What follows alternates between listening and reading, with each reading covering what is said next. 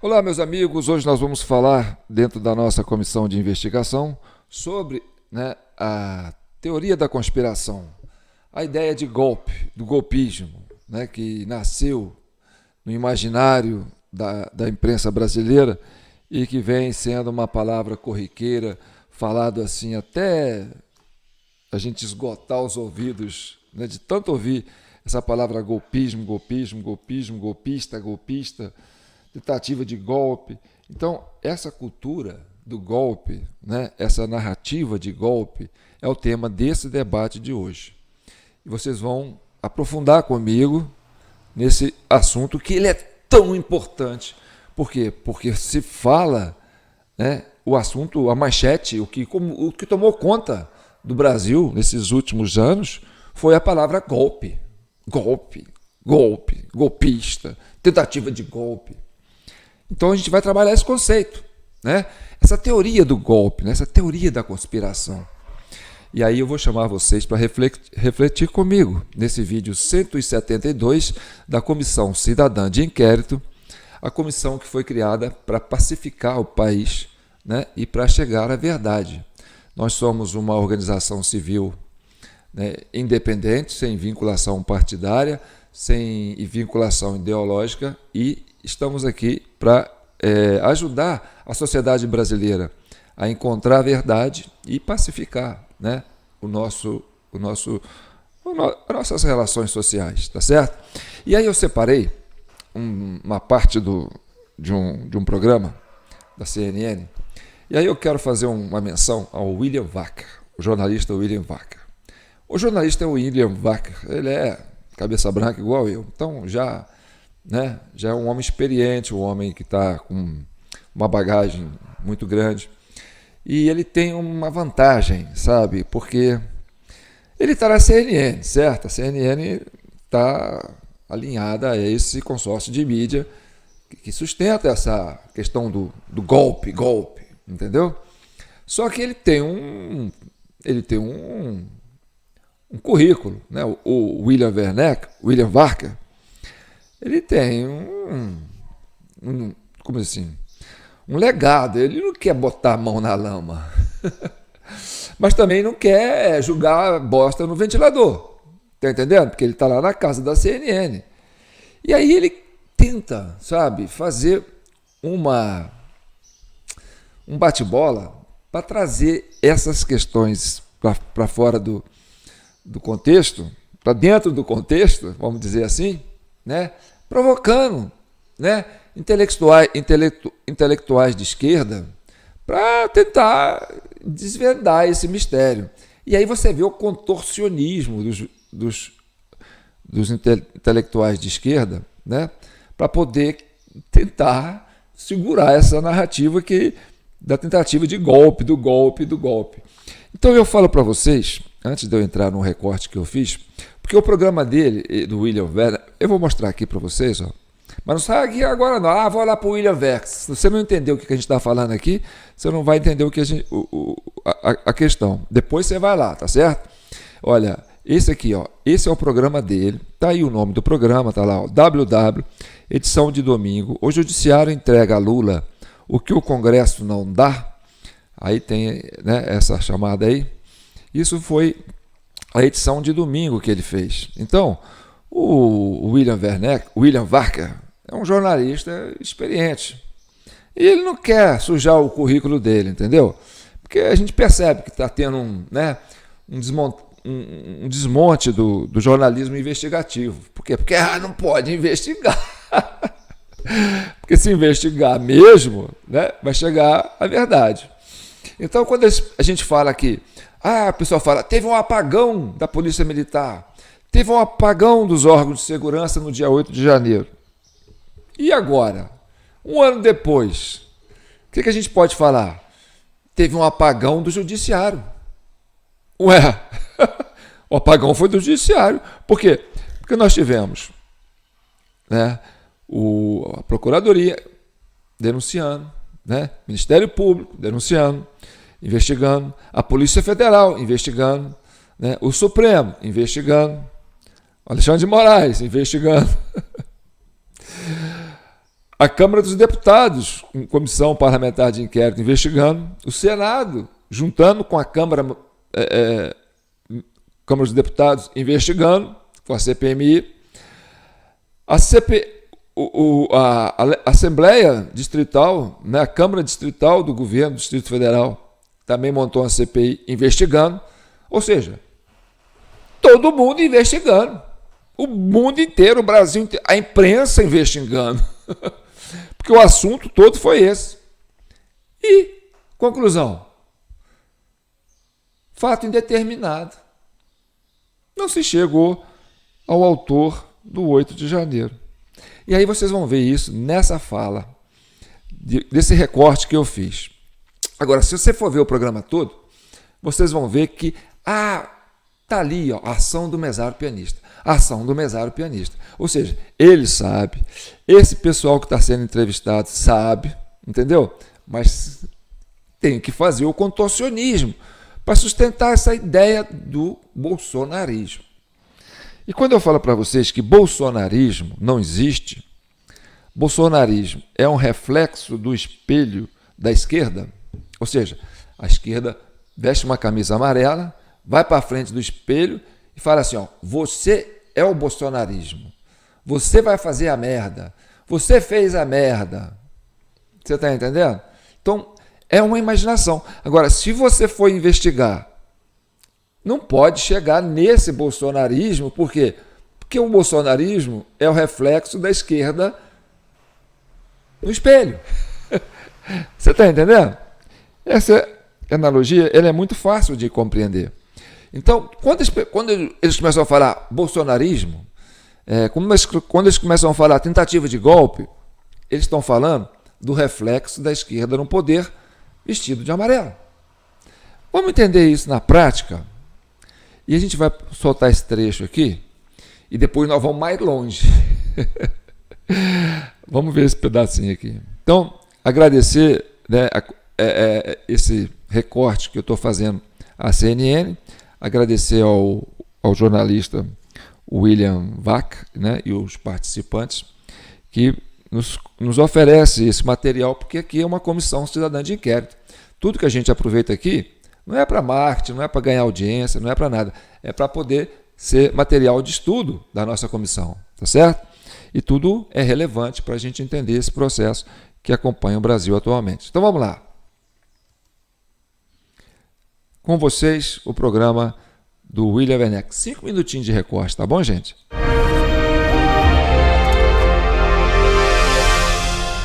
Bem-vindos todos vocês ao WW Especial, nossa edição de domingo. Pessoal, tem uma pergunta aí na cabeça de todo mundo. Será que o judiciário, leia-se STF, entrega a Lula o que o Congresso lhe está causando em dificuldades? A pergunta é óbvia do ponto de vista da nossa situação política. Não vou perder tempo aqui com o editorial. Vamos a quem se dispôs a conversar em torno dessa pergunta. A pergunta, evidentemente, é uma pergunta provocativa de nós jornalistas, da minha profissão. A gente sempre está atrás aí de uma coisa para cutucar. Porque a julgar o que a gente tem visto nas últimas semanas, especialmente o que a gente viu também nos eventos convocados pelo governo no dia 8 de janeiro último, este 8 de janeiro, não aquele de um ano atrás, este 8 de janeiro agora, a gente vê uma aproximação entre o judiciário na instância, ali retratado na instância do Supremo, e o executivo, que nos leva a nós jornalistas a essa questão. O Lula está buscando lá o que ele não consegue no Congresso? Deixa eu falar um pouco do ato de celebração do 8 de janeiro. Acho que ele é um ato interessante de ser analisado. Eu não sei se o Lula mesmo faria o mesmo discurso estivessem presentes os governadores que não foram, estivesse presente o presidente da Câmara, porque isso mudaria a natureza do ato. Acho que esse é um primeiro ponto. Na medida em que você tem uma ausência, aquele ato se torna esvaziado de um certo grupo político, você cria espaço para que o outro grupo se coloque. Eu que estou aqui é que sou um defensor da democracia, não esses meus adversários. Em alguma medida, isso é verdadeiro. Afinal de contas, quem perpetrou os atos do 8 de janeiro? Tá vendo a pergunta? Você tá vendo? O que ele falou? Olha, mais da metade do Brasil não foi, né? E o pessoal que foi é o pessoal que se identifica com aquela ação do 8 de janeiro. Então, o que acontece? O Arthur Lira não foi presidente da Câmara. Isso é muito significativo. E eles vão falar isso aí. Entendeu? Então, o 8 de janeiro de 2024, entendeu? Foi o quê? Foi o pessoal se arrumando para falar na frente do espelho. Para eles mesmos. Você está entendendo? Nós estamos aqui para falar, nós estamos aqui, a democracia está resistindo ao quê? Aquilo que nós fizemos.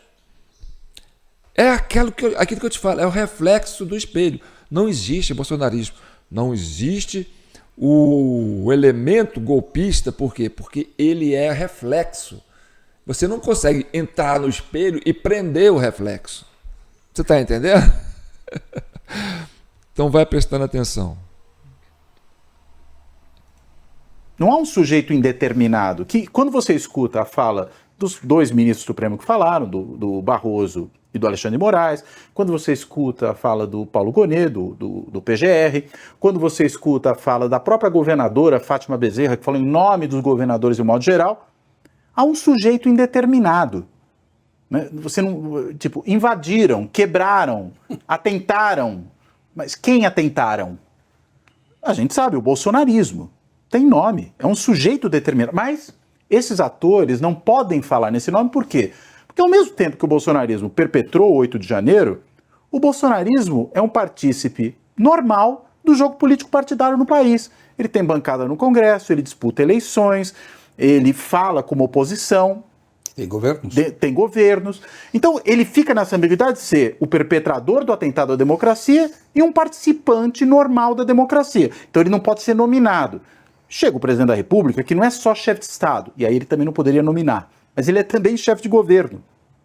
E como chefe de governo, ele enfrenta uma oposição, e, portanto, ele tem que tomar partido. Ao tomar partido, ele vai para o embate. Estivessem presentes todos, ele talvez tivesse que se comportar muito mais como chefe de Estado, numa posição de relativa neutralidade e distanciamento, do que efetivamente ele fez. Então me parece que, enquanto a gente não resolve esse problema da indeterminação desse sujeito e dá nome a ele, o problema permanece. Me permite só mais uma lembrança. O ministro Barroso, antes de chegar à presidência do Supremo, teve naquele evento da Uni, em julho do ano passado, em que ele falou, vencemos o bolsonarismo. Aquilo deu uma confusão danada, porque ele não poderia ter dito isso, a rigor. Vamos substituir bolsonarismo por outras palavras. Vencemos o autoritarismo. Ninguém reclamaria. Vencemos o fascismo. Ninguém reclamaria. Vou mais longe. Vencemos o nazismo. Ninguém reclamaria. Mas como ele falou, vencemos o bolsonarismo, que foi quem tentou o golpe, não foi um fascismo genérico, um autoritarismo genérico que tentou o golpe de 8 de janeiro. Foi um autoritarismo, um fascismo específico, que é o bolsonarismo. Eu acho que mas ele não pode ser nominado e participa normalmente do jogo. Eu acho que a resposta à sua questão, que eu sei que não é retórica, é a investigação precisa dizer exatamente. E precisa chegar à conclusão. Quem mandou, isso, quem fez, que seja punido. Eu tem acho que isso seria o maior refresco na atmosfera política. Enquanto isso não se faz... Esta ordem saiu daqui, foi dada por tal pessoa. Esquentar, só mas isso é o fecha o preço capítulo. que tem que se pagar. Né? Isso iria esquentar, porque você vai ter empresários, você vai ter políticos, você vai ter eventualmente generais, que abrigaram ali golpistas. Agora, entenderam? Porque o que ele fala? O que o William Wacker falou?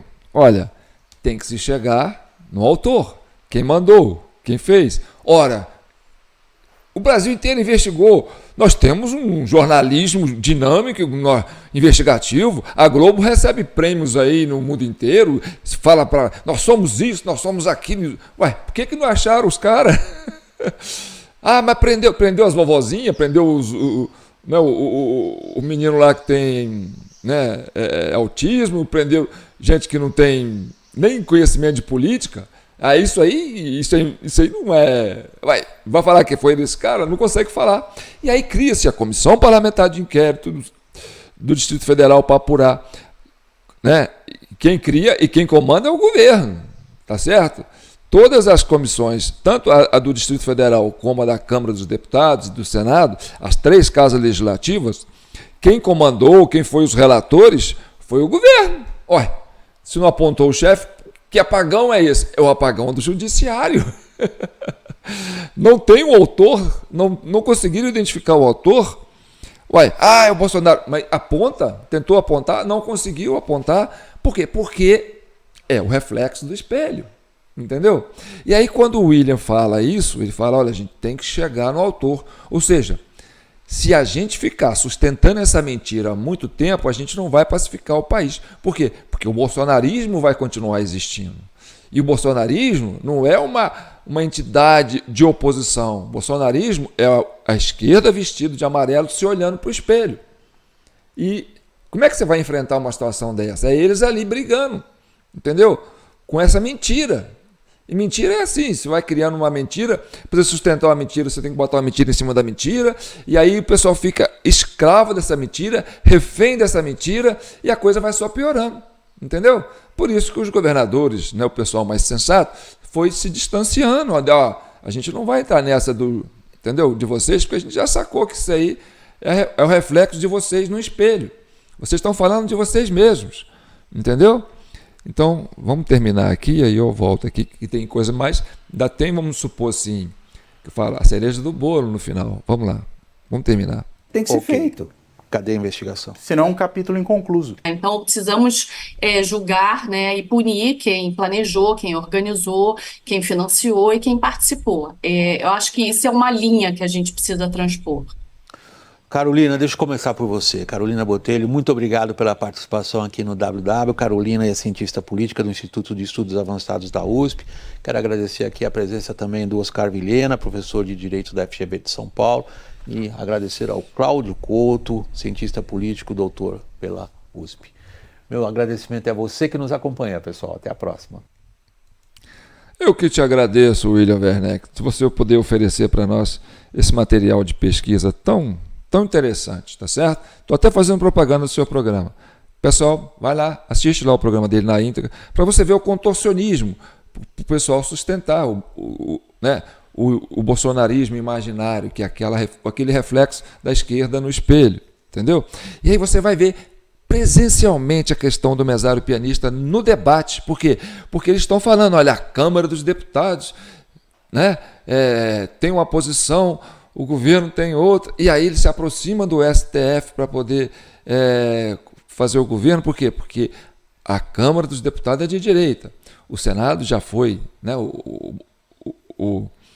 o mesário pianista ele consegue colocar, né, elementos dentro do Senado, mas não consegue. A mecânica do mesário pianista não atinge na plenitude o Congresso Nacional, a Câmara dos Deputados. Então, a Câmara dos Deputados realmente fica aquilo que a população brasileira quer. E aí o mesário pianista coloca o Lula lá, entendeu? E aí é aquilo que a Câmara não quer. E esse embate, ele joga para onde? Para o Supremo. Como esse Lula, né, esse governo, essa esquerda que está aí, que construiu esse Supremo ao longo dos anos, né, cada mandato eles vão indicando um, a gente vai socorrer no Supremo. E aí o Supremo passa a ser um agente político, e aí cria essa questão né, que eles chamam de ditadura do judiciário, né? E aí você tem esse embate, e aí cria esse clima de tensão, né?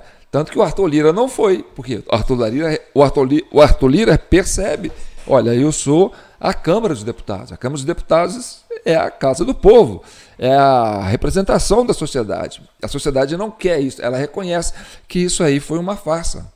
E esse apagão do judiciário é para não deixar chegar no reflexo do espelho, que é a esquerda vestida de amarelo para se culpar, entendeu? E dar um nome para isso de bolsonarismo.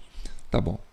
Agora, então, essa ideia de golpe que foi do 8 de janeiro, que foi armado pela própria esquerda, né? Porque eles não conseguiram provar, então é porque foram eles mesmos. E eles é que investigaram, porque eles tomaram conta das duas comissões, o Supremo está com eles, o Ministério Público está com eles, a Polícia Federal está com eles, e eles não conseguiram achar o autor. Você viu aí? Inconcluso, sujeito indeterminado. Então, o que é isso? É abstração? Abstração é o reflexo do espelho. Quem está no espelho? A esquerda vestida de amarelo. Então não existe essa coisa do bolsonarismo. Então essa coisa do golpe não nasceu agora, no 8 de janeiro de 2023. Isso começou no final da pandemia. Por quê? Porque durante a pandemia, Essa oposição, essa esquerda que estava inconformada, né, com esse deslize que eles deram ali nessa briga de PT com PSDB e a chegada do Bolsonaro ao poder, né, porque o Bolsonaro chegou e começou a fazer um diálogo direto com a sociedade, começou a falar com a sociedade, fazia as lives dele ali usando a internet, por isso que eles têm raiva da internet, entendeu? Porque a internet cria uma ligação direta do presidente com a sociedade, entendeu? O Lula está tentando fazer isso, mas o Lula não tem contato com a sociedade não quer saber do Lula, por quê? Porque ele fez aquilo que a sociedade não quer. Mas o Bolsonaro fez aquilo que a sociedade quer e começou a fazer essa interlocução direta com a sociedade, sem essa intermediação dessas mídias de esquerdas, né, que há muito tempo foram aparelhadas e foram aí. Então, o Bolsonaro, com aquela rugidez dele, aquela inocência, aquela simplicidade, porque o Bolsonaro não é elite, entendeu? O cara foi capitão, no máximo que ele chegou foi capitão.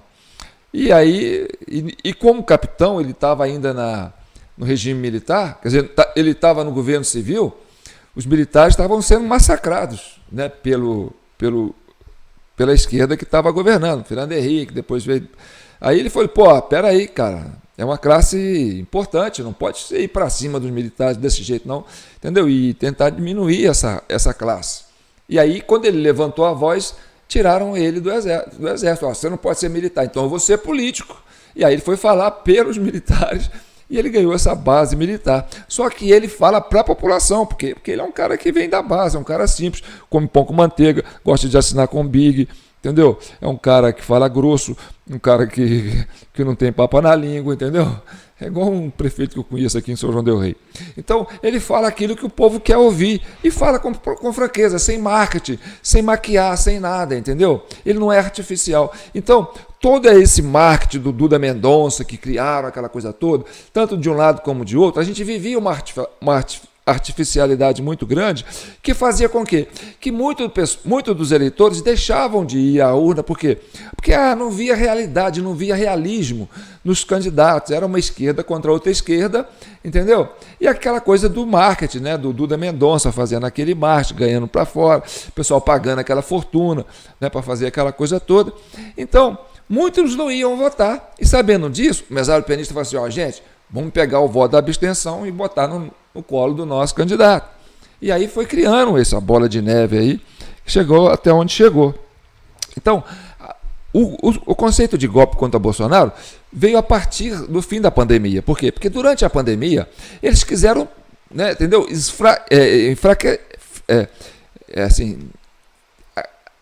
Atingir a economia, né? Porque você para o Brasil, você atinge a economia. Se atinge a economia, você atinge o governo. Os preços disparam, aquela coisa toda. Eu não quero esse governo porque ele não soube administrar a situação, entendeu?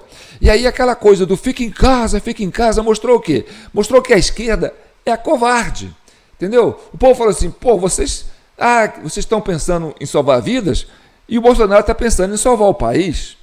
Vocês estão pensando em defender uma vacina que tem que dar 1, 2, 3, 4, 5 doses, entendeu? E Bolsonaro está defendendo uma outra alternativa. E Bolsonaro fala, não, o Brasil não pode parar. Então o Bolsonaro mostrou coragem, falou assim, olha, nós estamos diante de um desafio da humanidade, que é enfrentar, né, uma doença que a gente não conhece, mas a gente tem que separar os meninos dos homens, e quem é homem tem que segurar essa barra, e segurar essa barra é segurar essa economia, o Brasil não pode parar. E aí ele foi, entendeu? Enfrentou essa oposição, que era uma oposição covarde, que ficava, não, todo mundo em casa, ninguém aquela coisa toda. E aí o pessoal falou, não, eu quero esse líder, porque esse líder mostra coragem, ele é determinado. Diante de um desafio tão grande que é uma pandemia, ele se levantou. Aí a turma falou, é genocida, papapá. Só que isso não colou, entendeu? Para a maioria da população, isso não colou. Então, quando veio o 7 de setembro de 2021, entendeu? Que foi uma demonstração de força para dizer, a sociedade está com o Bolsonaro. Nós vamos lotar o Brasília para demonstrar o nosso apoio. Não é o que a mídia fala, é o que o povo fala, porque o povo fala numa linha direta com o Bolsonaro. Nós vamos para Brasília, vamos demonstrar o nosso apoio ao Bolsonaro no 7 de setembro. Então, sabendo disso, a esquerda começou a planejar essa coisa. Porque o STF sempre provocou o Bolsonaro, né? Ele tentou evitar. Quer dizer, o Bolsonaro tinha uma ação ali quer dizer, o Congresso ganhava uma coisa ali, uma pauta, aí um partidinho pequeno de merda ia lá no Supremo, fazia entendeu? Pedia para não fazer, o Supremo voltava e aí atrapalhava o governo. Então, o Supremo fez oposição ao governo e foi um confronto. E aí, muitas das vezes, o Supremo ultrapassou os limites constitucionais para poder fazer essa oposição. Então, ele criou um embate contra o governo do Bolsonaro. E o Bolsonaro era um cara reativo. E esse pessoal da esquerda sabe disso. Ó, provoca o cara, que ele vai xingar, que ele vai reagir. E aí o presidente começou a se indispor com a ação do Alexandre de Moraes, que era o mais aguerrido, porque era o que estava mais chateado. Por quê? Porque a Lava Jato, junto com o pessoal de São Paulo, da Polícia Federal, que tentou tirar o PT do governo, aquela coisa toda, entendeu? Para colocar o Alckmin. Aí vem o Bolsonaro e, pum, toma o eleitor do Alckmin. Então, quem tinha mais raiva do Bolsonaro era o pessoal do PSDB. E juntou com o pessoal do PT, que não tinha tanta raiva, tinha mais raiva do PSDB, que tiraram eles do governo. Mas falou assim, ó, o inimigo do meu amigo, quer dizer, o inimigo do meu inimigo vira meu amigo. Aí o PT com o PSDB viraram amigos, e aí juntou a esquerda toda, entendeu? Falou, vamos derrubar esse governo. E aí a ideia era derrubar o governo do Bolsonaro no dia 7 de setembro de 2021. Esse golpe do 8 de janeiro de 2023 foi planejado para acontecer no 7 de setembro de 2021. Entendeu? E vou mostrar isso aqui para vocês. Não vou revelar o nome da pessoa, vou fazer por onde aqui, não apareça o nome dele. Não vou até mostrar, ele está aqui no celular, é um vídeo que está na internet. Entendeu? Esse cara é de esquerda, foi num canal de esquerda, vou tentar preservar ele. Mas você vai fazer essa leitura comigo. Olha, o bolsonarismo é um reflexo do espelho da esquerda vestida de amarelo. Então, essa coisa do infiltrado, tinha infiltrados naquele movimento do 7 de setembro de 2021. Aquilo estava sendo planejado, entendeu? Por quê? Porque a ideia era invadir o Supremo, entendeu? Por quê? Porque a briga do Bolsonaro era com o Alexandre de Moraes, que estava prejudicando o governo dele. E aí o que acontece? Né? Esse embate, essa coisa toda, quando o pessoal falou assim, vamos lá mostrar apoio para o Bolsonaro, aí falou assim, vamos botar infiltrados no meio dos bolsonaristas e vamos lá quebrar o Supremo, atingir o Supremo para acusar o Bolsonaro que ele tentou dar um golpe no Supremo, entendeu? E aí o ministro do Supremo, que é um dos três poderes, podia colocar uma GLO, falar assim, ó, não, agora não, o Bolsonaro quis dar um golpe, né, institucional, quis tomar o Supremo de assalto. Por quê? Os bolsonaristas invadiram o Supremo. Só que, na época, quem era o presidente era o Luiz Fux. E o Luiz Fux não caiu nessa, não entrou nesse balaio. Entendeu? Não deixou, não falou, não vou entrar nessa. E aí a coisa não aconteceu. Entendeu? Porque ele colocou o pessoal da Polícia Judiciária, né, de prontidão ali, né, botou uns sniper ali de cima e mandou avisar, falou, ó, se vocês ultrapassar as barreiras, né, de contenção, nós vamos atirar. Então tira esse pessoal daqui, né, que eram os bolsonaristas infiltrados, quer dizer, o bolsonarismo do espelho que eu falo para vocês, né? E aí eu vou mostrar isso para vocês vão ler dentro desse contexto, tá certo? Quando ele fala bolsonarismo, é a esquerda de vermelho se olhando no espelho. Então vamos ver se eu consigo mostrar para vocês aqui. Vamos ver. Em outros momentos, né, da CIV. Na CIV, olha só. Agora já falou o nome do cara. Quando começaram as reportagens na mídia tradicional sobre o 8 de janeiro de 2023, uma coisa me chamou a atenção, e eu comecei a dizer, né, nos programas que participava, em artigos, que era fundamental não deixar vingar essa versão de que o golpe de 8 de janeiro de 2023 vinha sendo tentado desde 2018 e foi então barrado em 2023. Eu sempre disse o seguinte, aconteceram vários golpes, alguns bem-sucedidos, desde 2016, com impeachment sem crime de responsabilidade, né? O golpe da prisão do ex-presidente Lula, o golpe do impedimento e da eleição do Bolsonaro em 2018, do impedimento de o Lula disputar aquela eleição. Esses foram golpes bem-sucedidos, né? Esse foi o golpe da turma do PSDB, entendeu? Agora, o primeiro golpe mesmo dos bolsonaristas disfarçados, entendeu? Aconteceu na campanha do Bolsonaro, quando tentaram matar o Bolsonaro, lá em Juiz de Fora, entendeu? O cara estava de Bolsonaro ali, estava no meio. Aí, cadê o Adélio? Foi preso? Baixou lá 4 advogados de helicóptero lá, defenderam o Adélio. O Adélio está aí, né? Eu não pode falar do Adélio, tinha lá uma senha dele lá, que ele estava no Congresso no dia que ele fez o atentado, né? Estava lá num gabinete de um deputado, e depois o Jean William some, né? Entrega um mandato, some vai para outro país, né? Que era deputado, que era sido eleito, porque falou, isso aqui pode chegar em mim e tal. Depois que o PT voltou para o governo, é que ele veio para cá e aí envolveu. Então, esse golpe que deu certo foi o golpe do PSDB, para tirar o Lula e a Dilma do governo. Mas o golpe que não deu certo foi chegar na presidência, porque o Bolsonaro chegou. E aí começar esses golpes. Tenta matar o Bolsonaro. E aí vem o golpe do dia 21, né, do dia 7 de setembro de 2021. Aí que começou o imbróglio todo. Vai vendo. E aí depois, com o Bolsonaro já instalado, né, no Planalto, né, aconteceram golpes que deram errado, né, ou tentativas de golpe que foram barradas. E o golpe do 8 de janeiro, que foi dado no dia 8 de janeiro e foi vencido no dia 8 de janeiro. E aí eu publiquei essa reportagem que você falou sobre o 7 de setembro de 2021, que ali o Bolsonaro, tudo, assim, a trajetória do 8 de janeiro de 2023, a estratégia golpista já estava instalada e já tinha a sua cara no 7 de setembro de 2021. O Bolsonaro queria forçar um pedido de GLO, né, que seria... Presta atenção.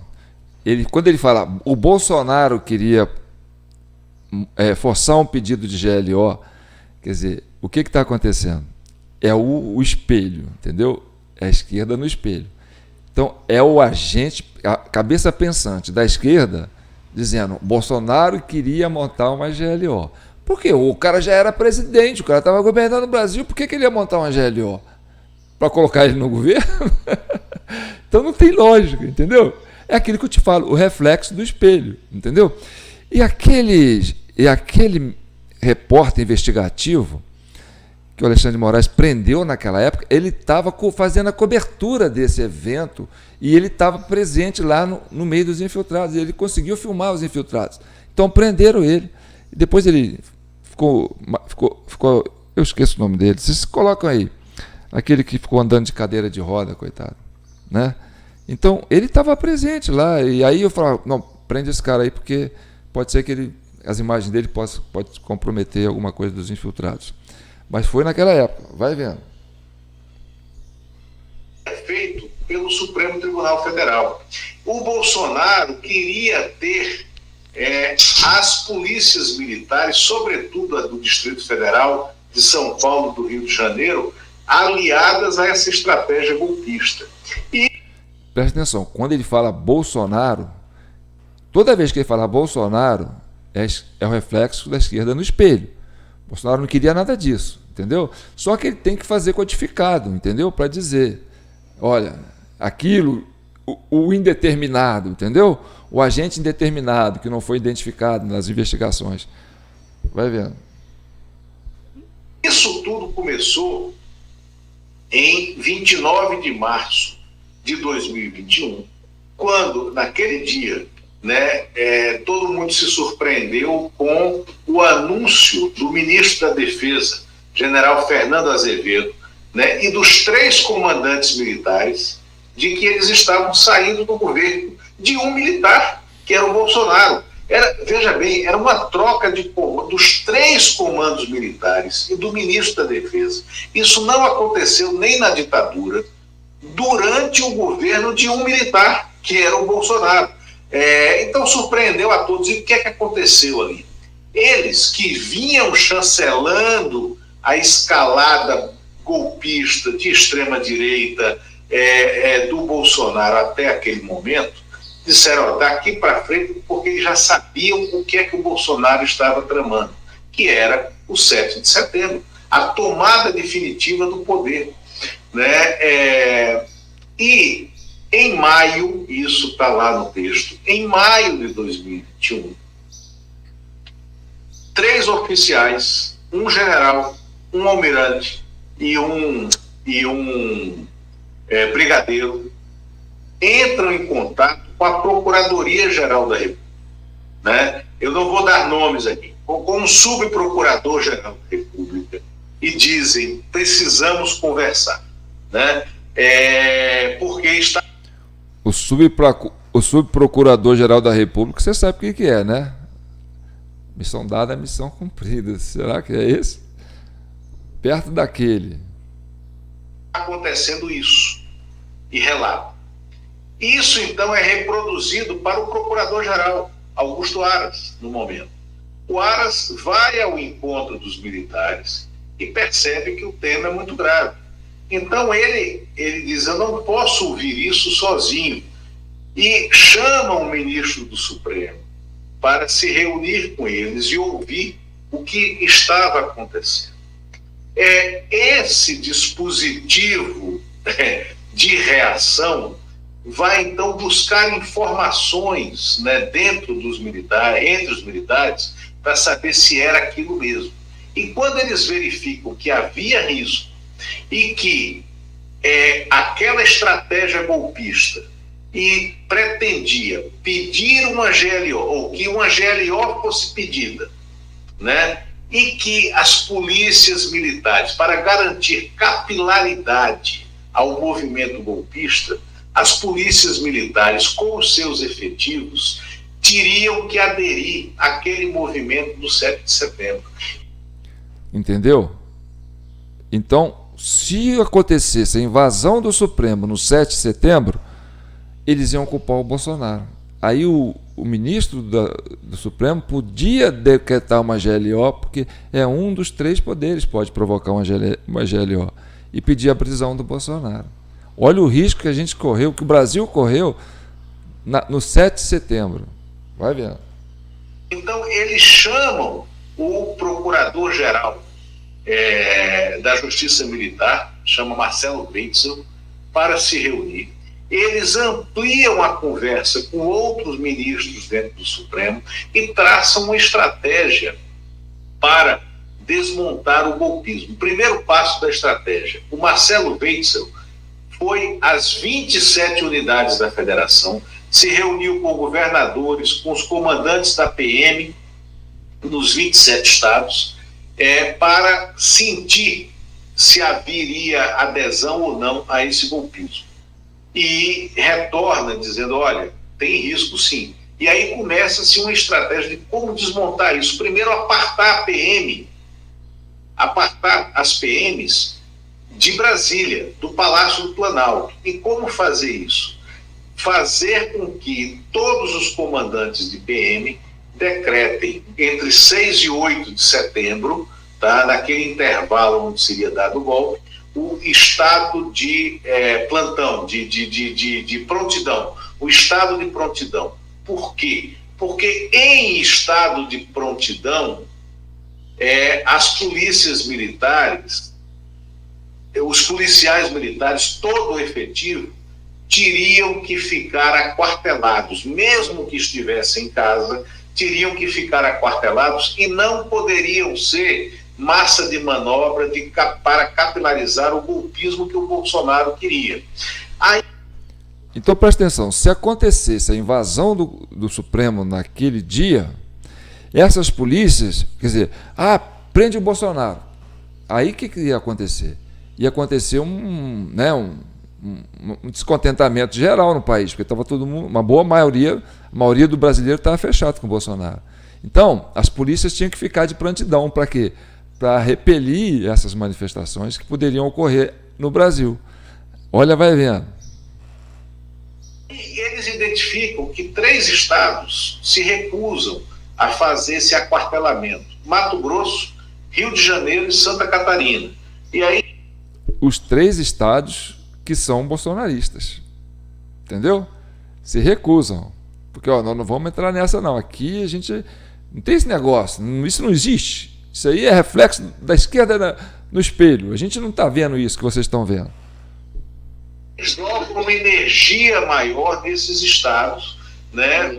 E também convocam a Brasília, aí já com o apoio de ministros do Supremo, Dias Toffoli, Alexandre de Moraes e o próprio Fux, né, convocam a Brasília os procuradores gerais de justiça para dizerem a eles: olha, se houver uma ruptura naquele momento, se as PMs aderirem a qualquer aventura golpista, o responsável será o governador e o comandante-geral da PM. E nós vamos fazer isso. E fazem tudo isso sem dar a Bolsonaro o que eles achavam que o Bolsonaro queria, que era o argumento do confronto, né?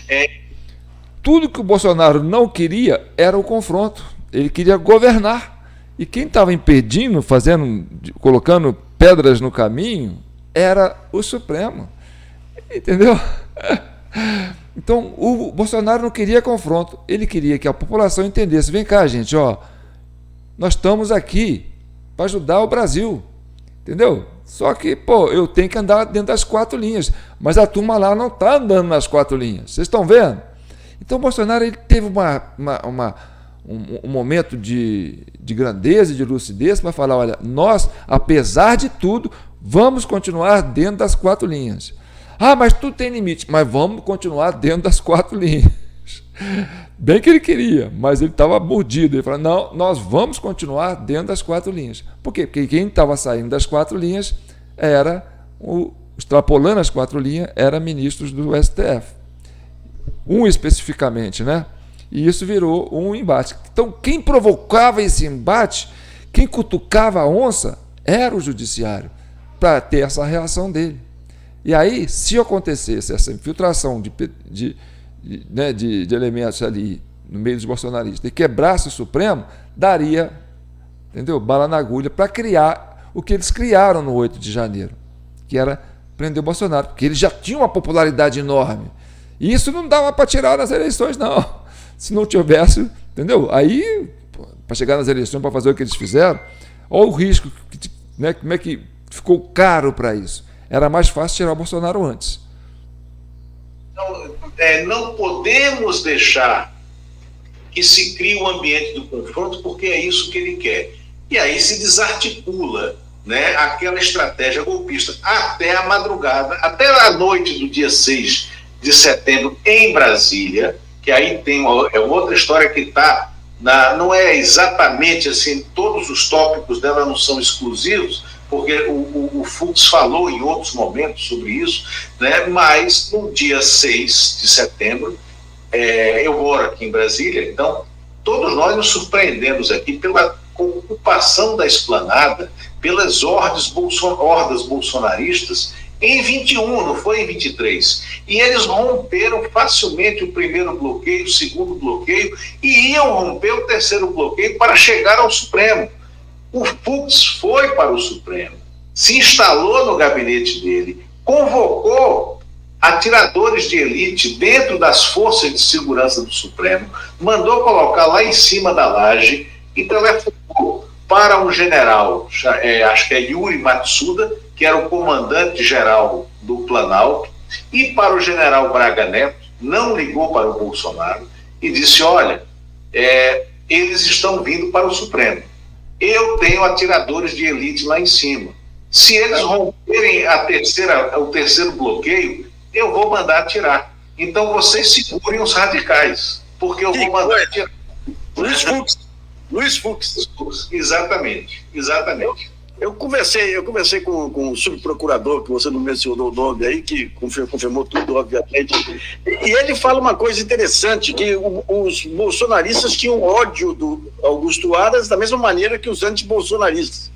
Quer dizer, Exatamente. o Aras, por baixo do pano, o Aras atuou. E ele falou muito no papel do Procurador-Geral de São Paulo e de Santa Catarina também, que tiveram uma importância grande, né? O de São Paulo atuou para fazer com que a Polícia Militar criasse o estado de prontidão e conseguiu, sem precisar que o Rodrigo Garcia, não, era o Dória na época, que o Dória fizesse uma intervenção na Polícia Militar. O Dória era aquele PSDBista que foi outro golpista, né, que se vestiu de Bolsonaro, se travestiu de Bolsonaro, porque senão o PSDB não ganhava o governo de São Paulo, que vinha ganhando há décadas e décadas. Ele teve que se travestir de apoiador do Bolsonaro e pegar carona no eleitor de Bolsonaro, e depois de eleito virou aquela pedra no sapato do Bolsonaro.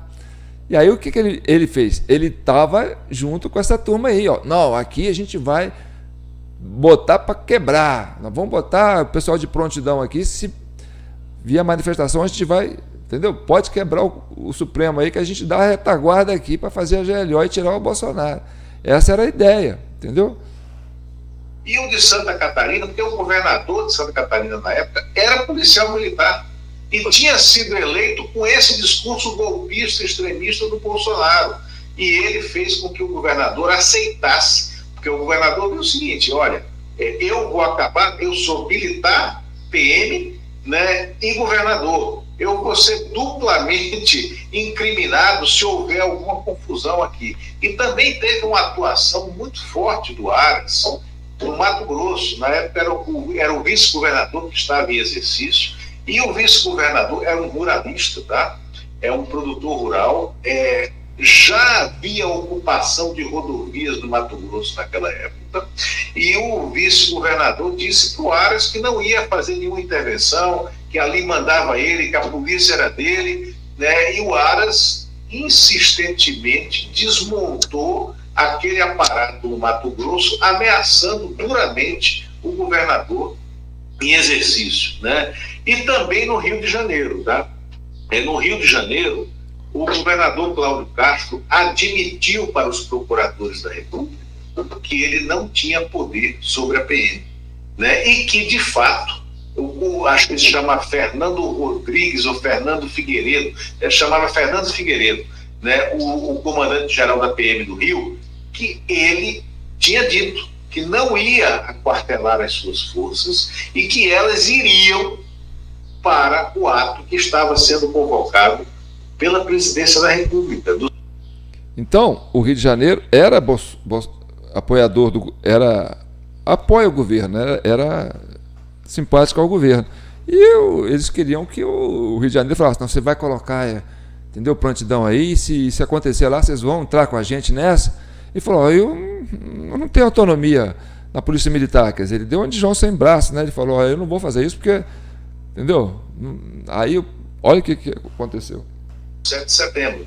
Aí, no dia 22 de agosto, né, sem avisar nada a ninguém, o Cláudio Castro, mas avisando a PGR e ao Supremo, né, para ter um certo respaldo, o Cláudio Castro demite o comandante-geral da PM e o troca por um coronel legalista, né? E aí esse coronel legalista desmontou a adesão que já estava feita ao ato que o Bolsonaro estava convocando. Que loucura aquilo. Agora, Luiz, isso aí tudo aí, vindo à tona agora, aliás, o Fux me espantou muito, a posição dele efetivamente aí, que foi uma posição importante, relevante. Mas isso tudo vindo à tona, não tem como Bolsonaro... Você está entendendo? Então você tem que caminhar nessa linha do raciocínio que eu te falo para você. Por que tem esse apagão do judiciário, né, do 8 de janeiro? Não se chegou, ficou inconclusivo, ficou indeterminado. Porque é isso que eu te falei, entendeu? O bolsonarismo não existe. É a esquerda, o reflexo da esquerda no no espelho vestido de amarelo. E aí não pode chegar nesse... Você não consegue prender o reflexo, tá certo? E quando o William fala, né, o William Wacker fala, tem que apontar os culpados, quem mandou, quem pagou, quem patrocinou, entendeu? E aí, Judiciário, Polícia Federal, Ministério Público, STF, Polícia Civil, Polícia Rodoviária Federal, Câmara dos Deputados, Senado, Câmara Distrital, todo mundo, né, atuando em defesa do governo e tentando identificar quem é o autor. E não se chegou, então não foi o apagão, não é um apagão da segurança, é um apagão do judiciário, que não quer chegar no autor. Por quê? Porque o autor é o reflexo da esquerda no espelho. Você está entendendo? Então, gente, a ideia nossa é pacificar o país. E você tem que fazer o quê? Você tem que desmontar essa mentira, essa narrativa, porque essa narrativa é que está trazendo essa doença, que está separando os brasileiros, entendeu? E aí, você vai ficar nisso a vida inteira, entendeu? E a pessoa que fica presa a uma mentira, ele tem que ficar inventando uma mentira mais cabeluda para justificar essa mentira. É uma bola de neve. E aí você não vai pacificar a nação brasileira. Então, nós não somos a favor de confronto, nós não somos a favor, assim, de nenhum enfrentamento, a gente é a favor de fazer, né, a pacificação, encontrando a verdade, a motivação dos fatos que levaram a essa verdade, entendeu? E entender que o Brasil é uma grande nação, e que todos nós brasileiros temos que aprender a conviver com essa modernidade que é, né, a dinâmica da internet, a possibilidade do Brasil ser essa potência internacional, né, e que a esquerda aprenda, entendeu? Olha, não tem mais capital político, não tem importância. Vamos construir esse capital político ao longo dos anos, quem sabe no futuro. Faça igual o Dória, né?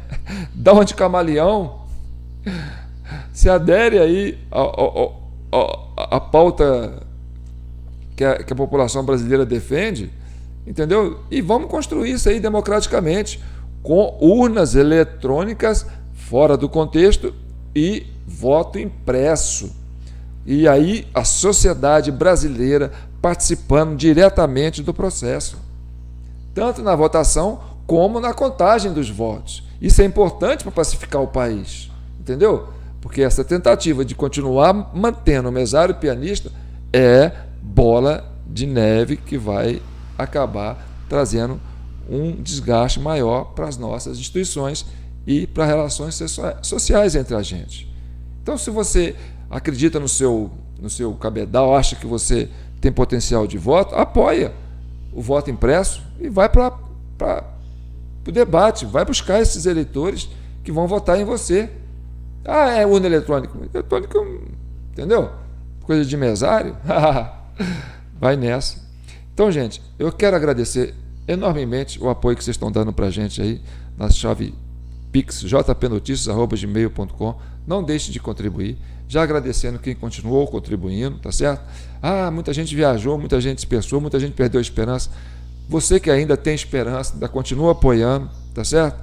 Não desista da Comissão Cidadã de Inquérito, porque só a sociedade civil organizada, com forma desprendida de ideologia, querendo entender esse Brasil, é que nós vamos avançar nisso aí, tá certo? Ah, é vídeo longo? Mas fala a verdade. Foi um presentão para vocês, não foi? Então tá bom. E tem o nosso relatório que é a síntese de tudo que a gente fala aqui, ó. O relatório que fala do mesário pianista, que conta toda essa história, entendeu? O que aconteceu nas eleições, essas coisas todas que a gente está colocando aqui. Então, uma forma de você apoiar a Comissão Cidadã de Inquérito é adquirir no nosso relatório. Você manda um valor de R$20 a título de colaboração para o nosso Pix, jpnoticias@gmail.com, pega esse recibo, manda para o nosso WhatsApp 3299618000 e a gente envia para o seu WhatsApp esse relatório em PDF e você imprime e faz igual eu assim, ó. Agora eu vou ler o relatório da Comissão Cidadã de Inquérito. Eu vou estar diante da verdade, sem narrativa, sem nada. Eu vou conhecer o Brasil sem máscara, a radiografia, né, do Brasil por dentro, como ele é. Fiquem com Deus e que o manto de Nossa Senhora cubra e abençoe e protejam todos vocês. E vocês que é evangélico, põe a mão na Bíblia e fala: só a verdade nos libertará. Um abraço.